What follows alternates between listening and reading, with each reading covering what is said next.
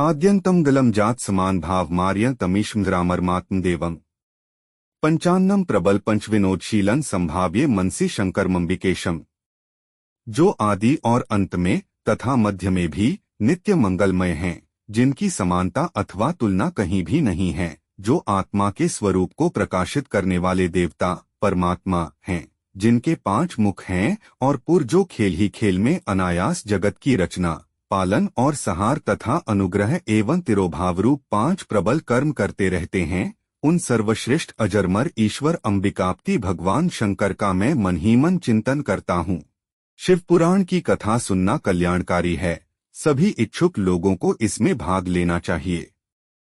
वे लोग जो भगवान श्रीहरि की कथा से दूर हो गए हैं, उन्हें भी आमंत्रित करना चाहिए।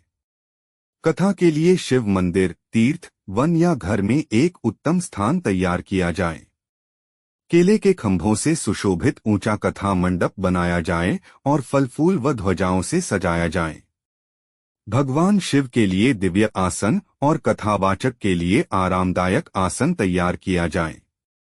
श्रोताओं के लिए भी उचित स्थान की व्यवस्था हो। पुराण का ज्ञाता वक्ता ही सर्वोत्तम गुरु माना गया है, इसलिए उसे शुद्ध, शांत, दयालु और विद्वान होना चाहिए। सूर्योदय से 3:30 पहर तक कथा पढ़ी जाए।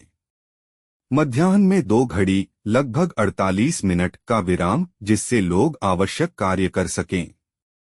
कथा से पहले गणेश पूजन और शिव पुराण ग्रंथ की भक्ति से पूजा की जाए।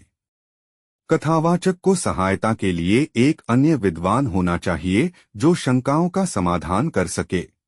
कथा आरंभ से 1 दिन पहले वक्ता को क्षौर कर्म, बाल और दाढ़ी बनवाना करना चाहिए।